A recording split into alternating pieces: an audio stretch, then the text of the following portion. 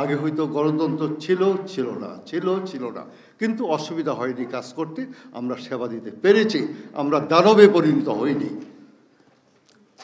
2006 পর্যন্ত আমি চাকরি করেছি, সুতরাং 1973 সন থেকে 2006 পর্যন্ত সব রেজিমই পেয়েছি।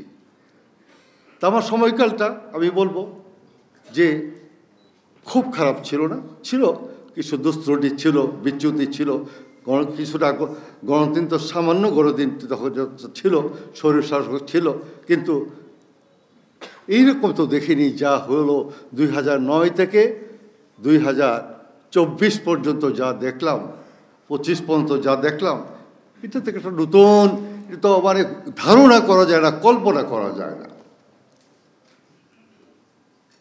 আগে হয়তো গণতন্ত্র ছিল না, কিন্তু অসুবিধা হয়নি কাজ করতে, আমরা সেবা দিতে পেরেছি, আমরা দানবে পরিণত হইনি।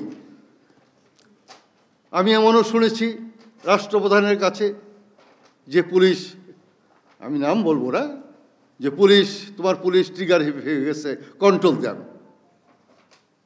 এটা তো আর পরে শুনিনি। বর্তমান প্রজন্ম যখন চাকরি করছেন 2009 থেকে তার পরবর্তী এই যে বছরগুলো, এ কথা তো বলতে শোনা যায় নাই।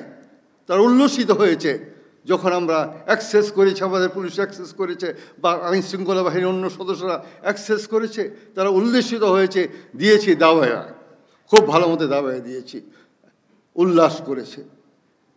কিন্তু আমিও দেখেছি, আমি যে আমলের কথা বললাম, যে সেখানে তো যে হ্যাঁ তোমরা কন্ট্রোল করো, এত না হ্যাঁ ট্রিগার হ্যাপি হয়ে গেছে পুলিশ, এ কথা শুনেছি আমরা স্বৈর শাসকদের মুখেও, গণতান্ত্রিক সরকারদের মুখেও। তারপরে আমাদের যাত্রা 1991 থেকে 2006 পর্যন্ত খারাপ ছিল না, নিয়ন্ত্রণ ছিল, করাপশন ছিল, দুর্নীতি ছিল,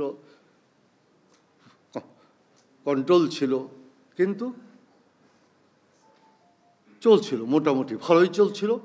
কেননা গণতন্ত্র থাকলে যে সুবিধাটা, আপনাকে 5 বছর পরে জনগণকে, ভোটারকে ফেস করতে হবে ইলেকশনে, আপনাকে ম্যান্ডেট নিতে হবে, আপনি ইচ্ছা করলেই যা ইচ্ছা তা করতে পারেন না, একটা চেক অ্যান্ড ব্যালেন্স আপনাকে করতে হয়। কিন্তু তারপরে যা হলো, আমি তো বলবো 2009 নির্বাচনও খুব নিখুঁত হয়েছে, বুকে হাত দিয়ে আমরা কথা বলতে পারবো না। তার পরবর্তী 3টা নির্বাচন তো আমরা সবাই জানি, যখন একচ্ছত্র ক্ষমতা এসে যায় তখন প্রশাসন ভেঙে পড়ে, সবাই ভাবে যে না এইভাবেই চলতে হবে। এটা কিভাবে সম্ভব হয়েছে? ভয়, সন্ত্রাস, গুম, খুন দ্বারা এটা সম্ভব হয়েছে, রাষ্ট্র পরিচালনা সম্ভব হয়েছে। আর আমাদের, I am sorry to tell you, এটা আমার বলার ইচ্ছা নাই কিন্তু বলতে হচ্ছে, আমাদের এক শ্রেণীর মুষ্টিমেয় দলবাজ কর্মকর্তা, শুধু পুলিশও নয় সব সেক্টরেই, তারা অতি উৎসাহী হয়ে কাজ করেছে, অতি উৎসাহী হয়ে কাজ করেছে। আমি জানি লার্জ মেজরিটি পুলিশ কেন অন্যান্য সার্ভিসেও লার্জ মেজরিটি অত্যন্ত হয়তো ব্যথিতভাবে, অনেক ভয় ভীতিতে তাদেরকে কিছু হয়তো অপ্রীতিকর কাজে লিপ্ত হয়েছে। অনেকে আমাকে টেলিফোন করেছে, অনেকে আমার সার্ভিসের যারা ছিল অনেকে টেলিফোন করেছে, স্যার কি করব। আমি একটা কথাই বলতাম যে বৃদ্ধ বয়সে আপনাকে যেন জেলে যেতে না হয়, আপনার পরিবার যেন সাফার না করে, সুতরাং সেইভাবে কাজ করেন। কেননা আফটার অল আমরা দেশের সেবা ব্রত দিয়ে চাকরিতে ঢুকি, এবং আমাদের অন্যতম সেকেন্ড ইম্পর্টেন্ট ফ্যাক্টর হলো আমাদের পরিবার।